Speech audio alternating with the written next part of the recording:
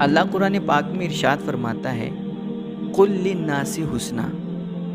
کہ لوگوں کے سامنے، میرے بندوں کے پاس جب کبھی تم جاؤ اور ان سے کوئی بات کرنی ہو تو ان سے وہی بات کرو جو پسندیدہ ہو، جو سننے میں اچھی لگے۔ خبردار میرے بندوں کے سامنے ایسی کوئی بات کبھی بھی مت کرنا نا جسے سننے میں انہیں کراہت محسوس ہو، جو سننے میں اچھی نہ لگے۔ میرے بھائی، اس آیے کریمہ میں اللہ نے اپنے بندوں کے ساتھ جس پیار اور محبت کا اظہار فرمایا ہے، اس کی بارگاہ میں اس کی اس عظیم شاہکار انسان کی جو ویلو ہے اور اس کا جو مقام اور مرتبہ ہے، وہ اپنے بندوں سے کس حد تک پیار فرماتے ہیں، اگر اس آیت میں ہم اس کو محسوس کر لینا اور اس کا اندازہ لگا لیں تو خدا کی قسم میں کہتا ہوں کہ جو انسان کے ساتھ ہم کر چکے ہیں، جو اس کے بندوں کے ساتھ ہم نے ظلم کیے ہیں، جو زیادتیاں کی ہیں، جو ان کو طنز اور طعنے مارے اور ان کے جو حقوق ہم نے سلب کیے ہیں، سر خدا کی قسم میں کہتا ہوں اس کی معافی کے لیے شاید ہم ساری زندگی سجدے میں پڑے رہیں، تمام عمر سر نہ اٹھا سکیں۔ اتنا اللہ اپنے بندوں سے پیار کرتا ہے، اتنی محبت فرماتا ہے۔ وہ کہتا ہے خبردار میرے بندوں کو مارنا، کاٹنا، انہیں ستانا اور انہیں کسی اور طرح سے کوئی تکلیف دینا تو دور کی بات ہے، میرے بندوں کے سامنے تم کبھی ایسی بات بھی مت کرنا جسے سننے میں انہیں کراہت محسوس ہو، جو ذرہ برابر بھی سننے میں انہیں بری لگے۔ اتنا پیار، اتنی محبت، مگر افسوس اللہ جس بندے سے اتنی محبت کرتا ہے، جس انسان سے، جس اپنے عظیم شاہکار سے اتنا پیار فرماتا ہے، اس کے اسی شاہکار کو سر بازار رسوا کر دیا جاتا ہے، اسے بھری محفل میں ڈانٹ کر کے، جھڑک کر کے اس کی عزت نفس کو مجروح کر دیا جاتا ہے، اس کے دل کے آبگینے کو توڑ دیا جاتا ہے، گالیاں دے کر کے، طنز مار کر کے، تانے کس کر کے اور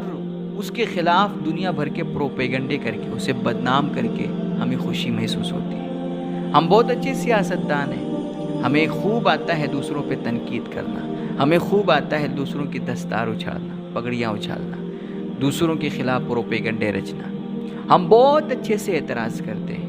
بزرگ فرماتے تھے اگر تجھے اعتراض کرنے کا بڑا شوق ہے نا تو آئینے کے سامنے کھڑا ہو اور کر اپنے آپ پر اعتراض، نکال اپنی خامیاں، پکڑ اپنے عیوب۔ اگر تجھے شوق ہے اعتراض کرنے کا تو اپنے آپ پر کر، لیکن اگر تیرا ظرف اتنا بڑا نہیں ہے کہ تو خود پر اعتراض کر سکے، اپنی خامیاں نکال سکے اور اپنے عیوب پکڑ سکے، تو اللہ کے دوسرے بندوں کی عیب جوئی کر کے، ان کی خامیاں نکال کر کے اور ان کو لوگوں کے درمیان بیان کر کے، ان کی تشہیر کر کے انہیں اس طرح ذلیل و رسوا کرنے کا تجھے کوئی حق نہیں ہے۔ خبردار اللہ کے کسی بندے کو کبھی بیجا تکلیف مت پہنچانا۔ اللہ فرماتا ہے میرے بندوں کے سامنے تم ایسی بات بھی نہ بولو کہ جس سے انہیں تکلیف پہنچے، جو سننے میں انہیں اچھی نہ لگے۔ میرے نبی صلی اللہ علیہ وسلم فرماتے ہیں بولو تو اچھی بات بولو ورنہ خاموش رہو۔ میرے نبی فرماتے ہیں لوگوں کو تم اچھی باتیں بتاؤ، لوگوں کو خوشخبریاں سناؤ، ان کے سامنے مثبت باتیں کرو۔ بشروہم ولا تنفروہم، ان کے سامنے ہمیشہ وہ باتیں کرو جس سے انہیں خوشی ملے، انہیں خوشخبریاں سناؤ، ان کے سامنے مثبت باتیں کرو، وہ خبریں انہیں بتاؤ، وہ باتیں ان کے سامنے کرو جن سے ان کا حوصلہ بلند ہو، جس سے ان کو ہمت ملے، جن سے ان کو ارجا ملے،